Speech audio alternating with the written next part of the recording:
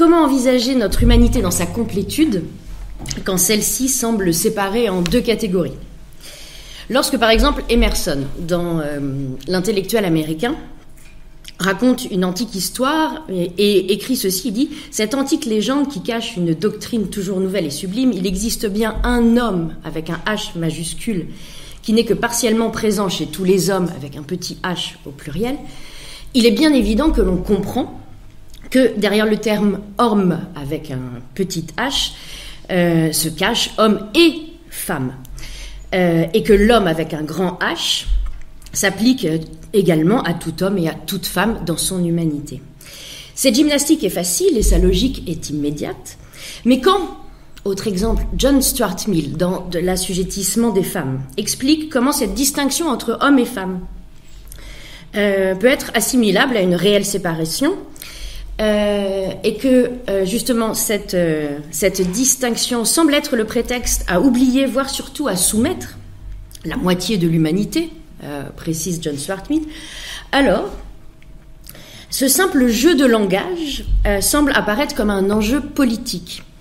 Eh bien, c'est exactement la même problématique qui est à l'exercice dans le travail de Philippe Lafeuille, un chorégraphe de danse contemporaine français, dont le travail est un passage entre le jeu, G-E-U, le jeu, et le politique, comme une réponse à cette séparation catégorielle.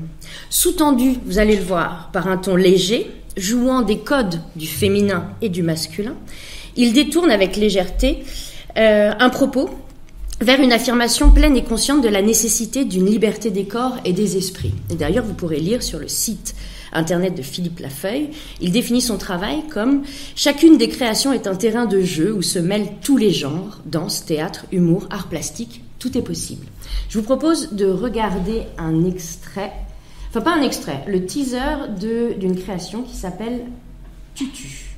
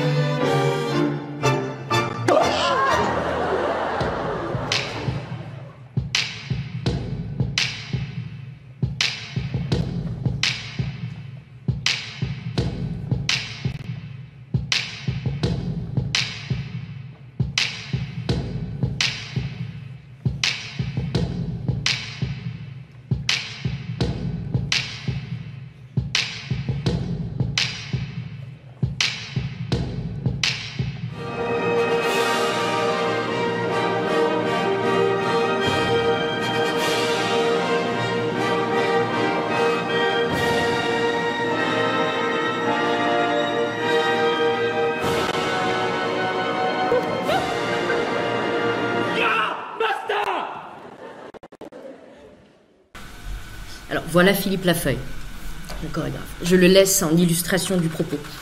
Et d'ailleurs, Philippe Lafeuille écrit « Un homme qui se déguise... » Alors, il n'écrit pas, c'est une interview. « Un homme qui se déguise en femme, c'est toujours un élément comique classique. Et puis, je voulais pousser la réflexion.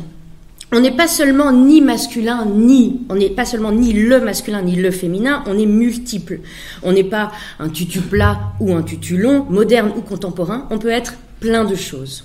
Et c'est cette multitude des possibles et des incarnations, des multitudes de possibles d'êtres et d'incarnations, qui importe à Philippe Lafeuille. La liberté dans le choix et dans le jeu. Et aussi, sa costumière dit « Ce n'est pas un exercice facile parce qu'il faut les talons, il faut les pointes, être masculin et en même temps être féminin. Et pas efféminé non plus, être féminin. C'est un travail, elle dit. » Et ce travail, c'est un travail de précision, justement, dans le jeu. Un tel travail représente un paradoxe qui se résume dans la notion de jeu même et s'incarne dans un équilibre subtil entre liberté et sérieux, contrainte et légèreté. Et pour approfondir un peu ce propos, regardons la définition que donne Hans Huizinga de la définition même de jeu. Il écrit, donc Hans Huizinga dans Homo Ludens, et c'est sur la fonction sociale du jeu. Le jeu est une action ou une activité volontaire, accomplie dans certaines limites fixées de temps et de lieu, suivant une règle librement consentie, mais complètement impérieuse, pourvue d'une fin en soi, accompagnée d'un sentiment de tension et de joie, et d'une conscience d'être autrement que la vie courante. Alors, ce qui va nous intéresser ici, même si cette définition pourrait donner l'occasion d'un long commentaire, ce qui est intéressant ici dans notre propos, c'est l'idée que le jeu est choisi librement mais respecte des règles strictes. Ces dernières sont, je cite Huizinga, complètement impérieuses, c'est-à-dire complètement arbitraires. Cependant, une fois qu'elles sont établies, rien ne peut les éradiquer. La possibilité même du jeu ne peut exister qu'avec l'existence des règles. Dans la règle se concentre donc le paradoxe qui va nous occuper ici. Elle est à la fois nécessaire et arbitraire. Elle est donc le code de base, celui à partir duquel nous allons enfin pouvoir jouer. Alors bien sûr, vous pourrez toujours tricher, mais vous ne pourrez tricher que parce qu'il y a des règles. Bien sûr, vous pourrez toujours vous jouer des codes du jeu que vous vous donnez, vous pouvez détourner la manière de jouer, mais vous ne pourrez le faire qu'à condition qu'il y ait eu des règles. Aussi, avec cet exemple notamment de la tricherie et du décalage, apparaît ici une autre notion du jeu qui me semble très importante, qui est cette idée de liberté à l'intérieur d'un mécanisme. L'idée d'une latitude, d'une facilité de mouvement. C'est l'idée du jeu lorsque il y a, comme dans une montre ou dans un mécanisme, qui n'est pas complètement bien fixé et que l'on le secoue et que ça bouge un peu et on dit il y a du jeu. Ce jeu-là, c'est la liberté qui s'immisce à l'intérieur des contraintes d'un mécanisme. Bien évidemment, ce jeu dont je suis en train de parler, entre les éléments d'un mécanisme, cette liberté d'articulation ne peut être trop importante, au risque, sinon, de dérégler ou de faire s'écrouler en morceaux l'assemblage. Aussi, le jeu apparaît-il, encore une fois, comme le milieu, le centre entre deux extrêmes, la liberté et la règle.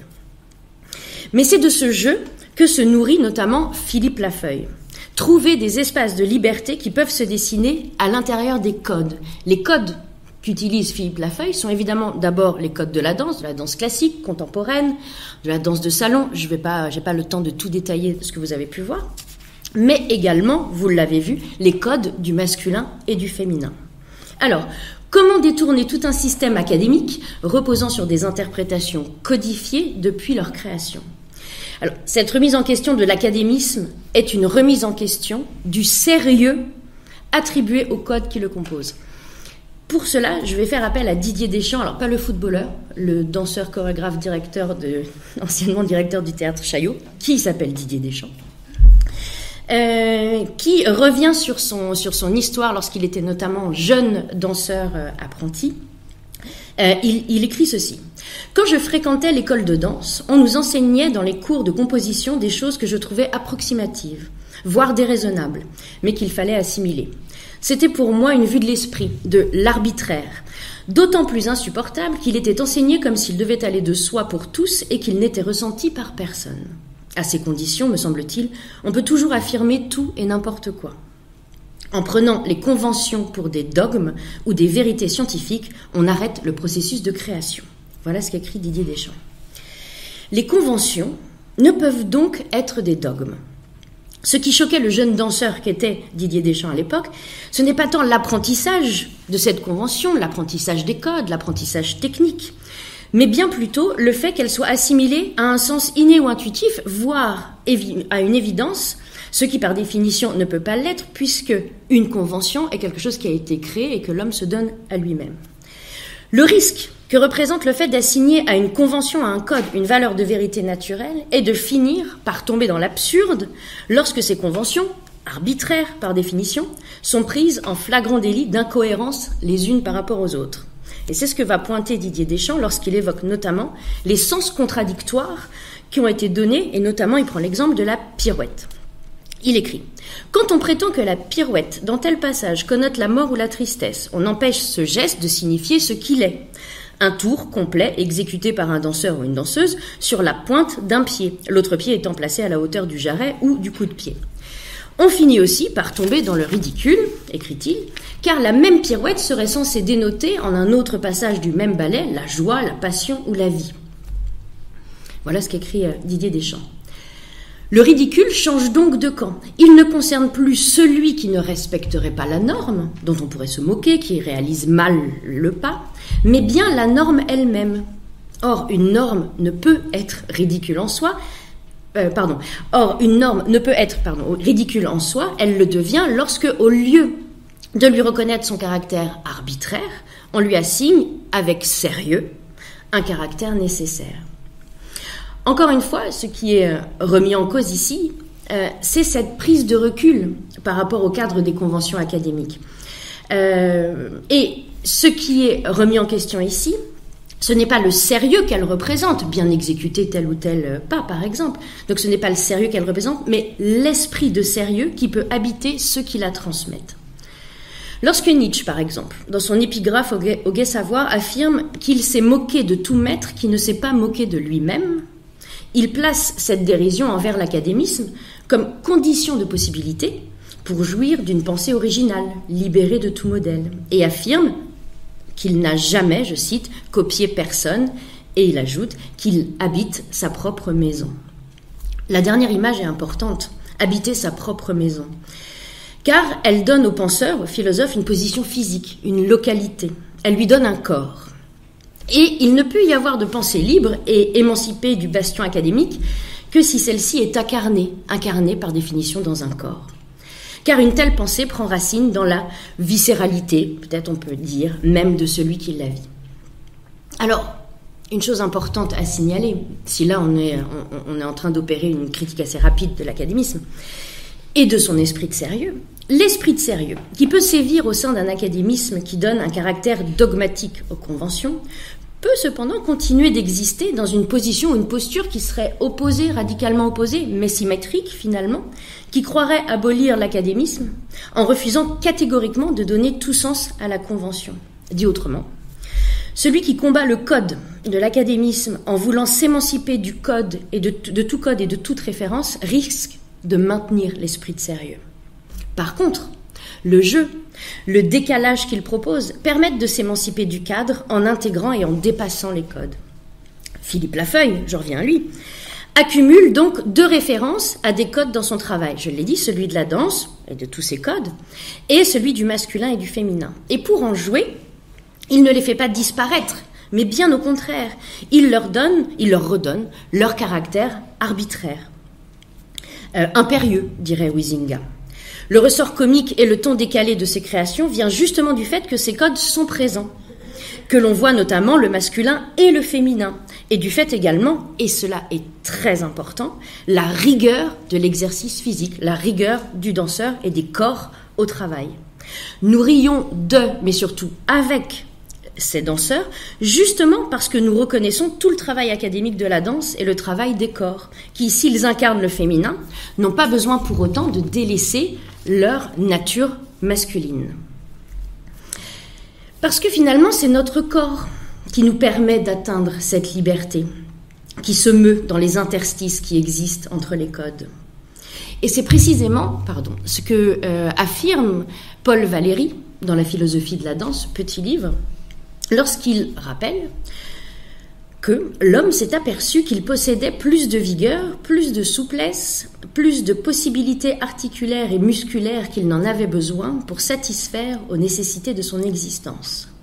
Il a découvert que certains de ces mouvements lui procuraient par leur fréquence, leur succession ou leur amplitude, un plaisir qui allait jusqu'à une sorte d'ivresse et si intense parfois qu'un épuisement total de ses forces une sorte d'extase d'épuisement pouvait seule interrompre son délire, sa dépense motrice exaspérée.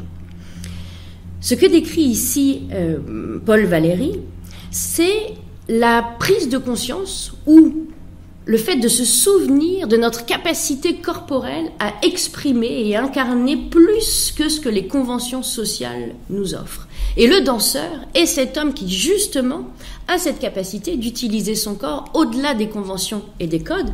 Et ce que fait Philippe Lafeuille ici, il utilise justement cette capacité du corps du danseur pour intégrer et dépasser les codes de la danse, vous l'avez vu, le classique, etc., le mambo, le cha-cha et la danse contemporaine, mais également les codes du masculin et du féminin. Le corps du danseur peut être masculin et féminin, et sans pour autant laisser une part pour faire exister l'autre. Alors pour conclure, je dirais que le corps du danseur sort du cadre de la vie pratique quotidienne. La danse amplifie le mouvement, exagère le geste, pousse le curseur, incarne les paradoxes et réunit les contraires. Homme, femme, du corps à la sensibilité, de la pensée à l'acte. L'homme qui danse, donc l'homo tripadians, est celui qui intègre et dépasse les opposés, qui, comme dans une dialectique hegelienne, offre au monde une incarnation qui sait embrasser et porter plus loin le féminin et le masculin sans les effacer.